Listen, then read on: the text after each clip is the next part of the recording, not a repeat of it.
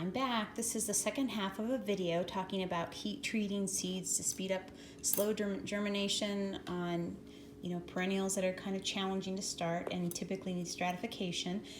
These are my Echinacea seeds. I heat treated these exactly a week ago on December 8th. Today is December 15th. These sprouted actually 2 days ago, but I've been pretty busy and not able to get them potted up yet. So I'm going to do that now. I'm going to put all the sprouts in first, and then any of the seeds that haven't sprouted I'm also going to add just to get this done basically. I have my seed tray. I have my this is a 60 cell tray from Bootstrap Farmer. I mentioned Bootstrap Farmer because these are really heavy duty.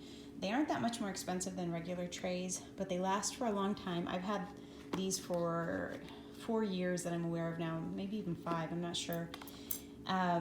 The soil mixture that's in here is Miracle Grow Organic Potting Mix, and I get it from Costco every year in the spring. I stick with the same soil that I've had success with because I already know how to work with it, and I suggest you do the same. If you have a soil that you've already used that's been very successful, then stick with it. But this is the one that I get every year, and this has been mixed with about equal parts of perlite, almost to the point where it looks like Oreo cookie crumbs, and then I mixed in some water retention beads as well. It's kind of a fine line between, you want good drainage, but you also want it to maintain consistent moisture. You don't want it to be soggy, but moist and well drained. So that's how I come up with this. And then I actually, I'm going to show you over here, this is my tray that I cooked this in. So on a cookie sheet, and then this is like a what do you call it, like a turkey roasting pan. They're disposable, but I use them year after year.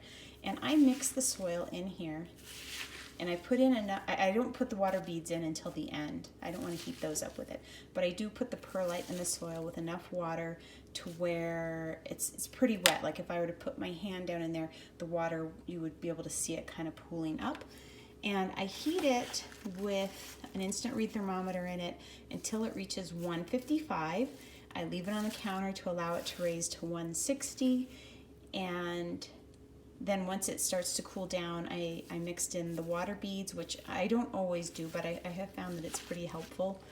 And it's just a good way to ensure that you're not going to have plants that die because disease or because it instantly starts growing some sort of fungus or something. So it really, it's good in that way.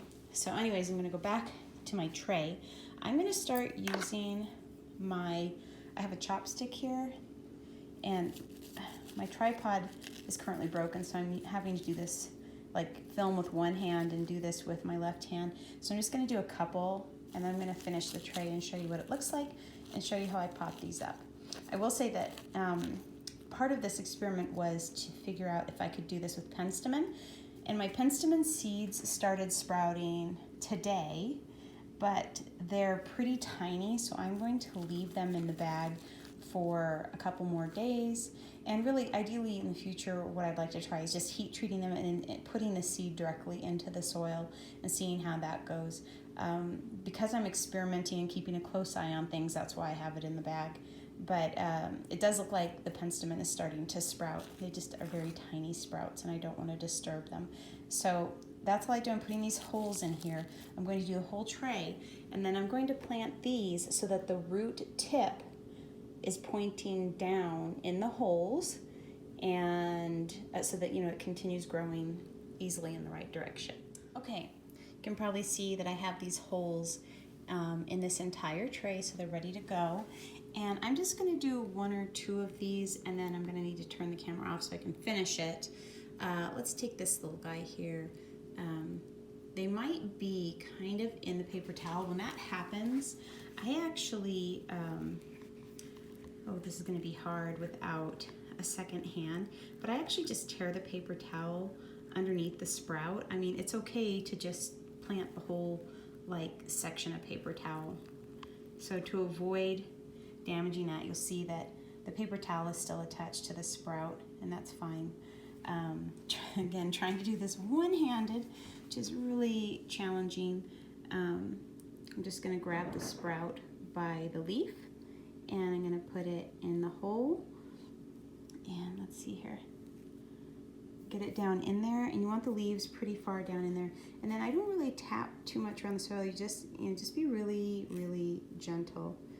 And it's fine if the leaves are covered up just a tiny bit. If it were outside in the yard, that's what it would look like if it was sprouting. So I'm going to do another one here that has like a seed attached to it still. Let me find one close to the edge. Let's see here.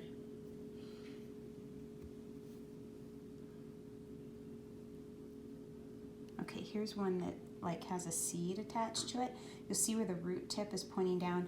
I want that to point down in my little hole here.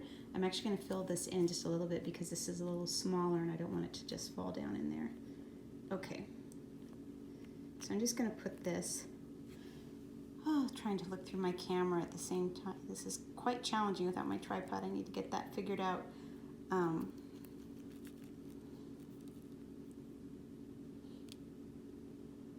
Okay, so I don't know if you can see that, but I'm just working this around gently with my finger to get the root pointing down, but you don't want to actually grab it. You know, there it is. It looks like it's pointing down to me. I'm sure it's pretty hard to see on the camera. There it is. That's a good angle right there. Okay, and it's okay that the seed is pointing down. That's how they would be popping up in the ground. The root would start growing down, and then the seed would kind of curl up until it was pointing up towards the sky with the leaf on it. So I'm just going to gently put in some soil just barely over the top of this. You know, you don't want to push down on this. So I'm going to do this whole tray. I'm going to do all the sprouted seeds first, and then I'm going to do some that haven't sprouted, assuming that they will sprout soon, just to be able to fill the tray and kind of be done with it. Okay, I'm getting ready to fill the last of these holes here, and I don't have any sprouts left, but you can be very choosy with your seeds. You can kind of tell which ones are about to pop. The skinny end of these seeds is where the root's going to come out. Okay, and then it will eventually push the top of this off. So I try to put them in there sideways or with that pointy end down. Sometimes it doesn't work out, but I feel like it probably helps me out. Here's one right here that's sprouting and that I missed, I guess, and you can kind of see that the root is coming out that end. So I'm just going to look for the ones that look like they're just about ready to pop, and I'm planting those. I'm probably going to have some left over, and then I have to decide if I'm just going to toss those out in the garden or try to sprout those two, like just with a few more days in the bag. I don't really know how many. I mean, this is 60 Echinacea here, and I have some more downstairs, and I actually don't really need Echinacea. I'll probably end up selling a lot of these. But yeah, I'm going to keep going here and finish this tray. Oh, okay, so this is a full seed tray. I expect in the next, actually I think I'm missing one right here. So let's pop one more in there. Let's find a good one. It's actually really nice with this camera is it shines a light right on these, and I can kind of see which ones look like they're just about ready to pop open. How about this one here? It has a nice kind of plump black end, you can see there. I'm going to put that right in there and just gently kind of close it. So I'm going to put these in my basement with a dome under some grow lights, and within a couple days I expect to see quite a few sprouts in this that are actually above ground, and from there they seem to grow pretty quickly, and hopefully you know, by next week I should have penstemon that I need to pot up. We'll just have to see. Thanks for watching.